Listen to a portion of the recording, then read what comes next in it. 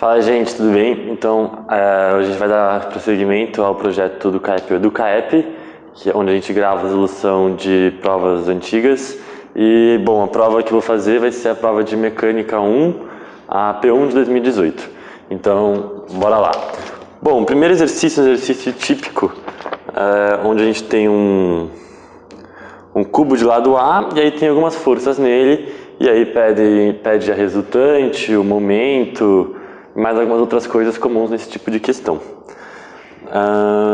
Tá, bom, para começar, eu queria lembrar que para resolver a maioria dos exercícios de mecânica tem que ter um conhecimento de vetores, né? Porque todas as grandezas são vetoriais e os cálculos, portanto, também vão ser vetoriais, com produtos escalares, produtos vetoriais, que eu vou dar uma relembrada, mas é bom ter essas coisas já fixas, né? O conhecimento fixo para conseguir entender bem os exercícios. Bom, então vamos para a questão 1A. Na questão 1A, o exercício pede resultante de sistemas de forças e momento resultante no polo O. Então vamos primeiro para a força resultante, que eu vou chamar de R. Bem simples, né? Ela é a somatória de todas as forças que estão atuando sobre o corpo. Bom, beleza. Quais que são as forças? Tem três forças, uma atuando no ponto A, outra atuando no ponto C e outra atuando no ponto B.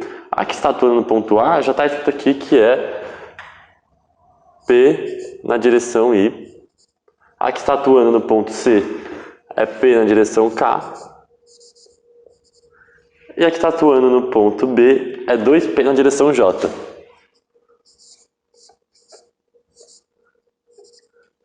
E, bom, é isso. Essa já é a força resultante no problema.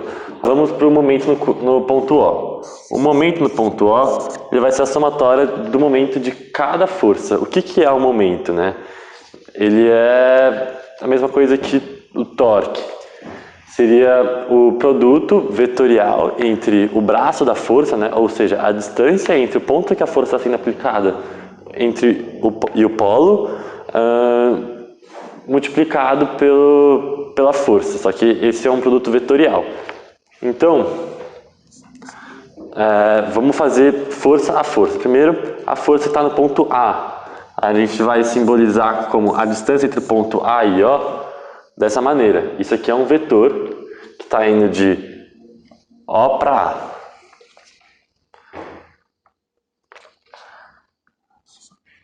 Produto vetorial com a força no ponto A, que é P na direção I. E aí eu vou fazer isso para todas as forças, né? A força que está atuando no ponto B, ela vai ser B menos O, 2PJ.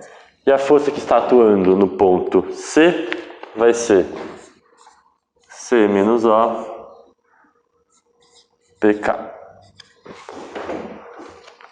Beleza, então vamos agora descobrir quanto que vale esses braços de força, né? Bom, para isso, é só você, como o ponto O é o ponto 0, 0, todos esses vetores eles vão ter como coordenadas as coordenadas dos pontos.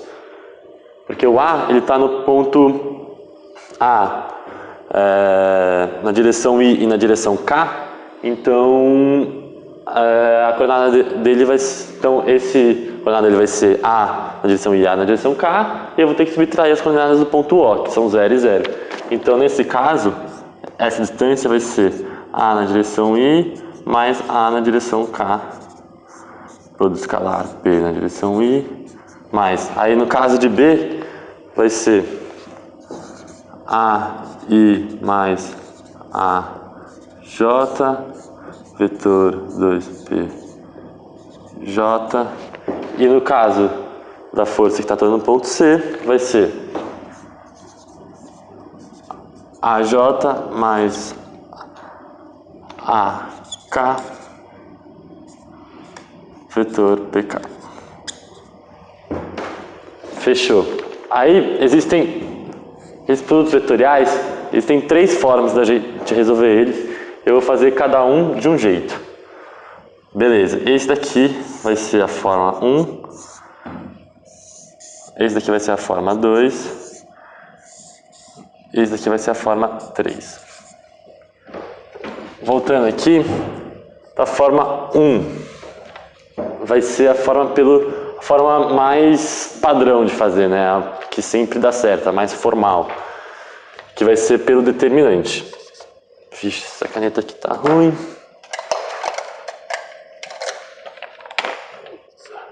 Que vai ser pelo determinante.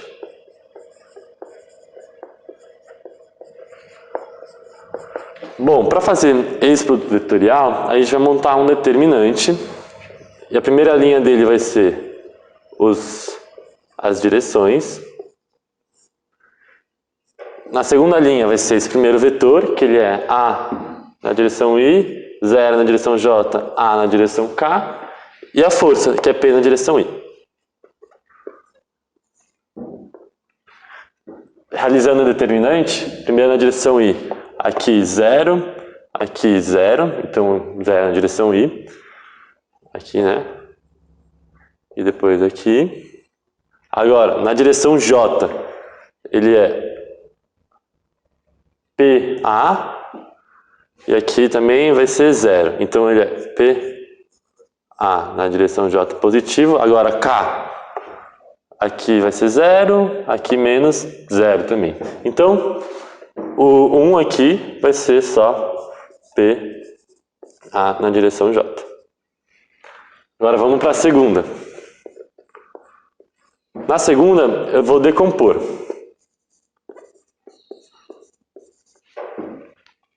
Tá vendo aqui que existe, o primeiro vetor ele é uma soma de vetores? Então eu vou realizar o produto de cada um, porque a propriedade distributiva vale para o produto escalar, né? Então eu vou fazer AI vezes 2PJ e AJ vezes 2PJ. Como está aqui. Bom, aí para a gente fazer dessa forma, eu vou lembrar, tem uma artimanha aqui, que você coloca as 3 direções aqui fazendo um triângulo, e aí se eu estou andando no sentido horário, o resultado vai ser positivo, e se eu estiver andando no sentido anti-horário, o resultado vai ser negativo. Então, nesse sentido positivo, nesse sentido negativo. Ótimo. Aqui, I vezes J, eu estou indo daqui para cá, então vai ser positivo, só multiplico aqui as intensidades, então vai ser 2PA, e aí é sempre a outra letra, né? Quando eu estou multiplicando I para o J, vai dar K, então na direção K. Aqui, quando é a mesma letra, essa é uma propriedade, quando o produto vetorial de 2 vetores paralelos é sempre 0. Então, da mesma forma que o produto escalar entre 2 vetores perpendiculares também vai ser 0. Então, aqui em 2, eu vou ter 2PA vezes K. Bom, a terceira é um pensamento mais imaginar o que a força faria com o cubo, né? Então, a gente está falando aqui da força que atua no ponto C. Bom, vamos pensar como ela seria capaz de girar o cubo nas 3 direções. Então, primeiro na direção X. Imagina o cubo aqui, a força está vindo para cá e o X está nessa direção. Ou seja, ela conseguiria girar o cubo assim.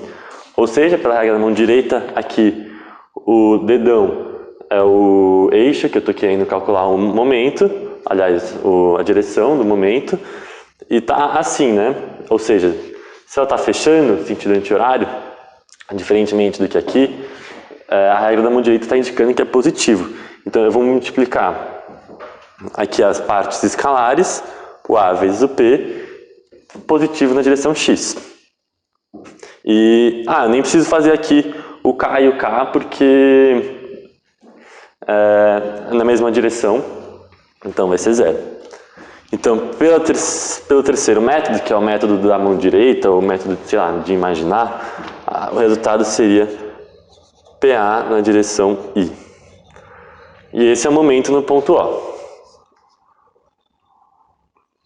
Então, essa aqui a resolução da questão A.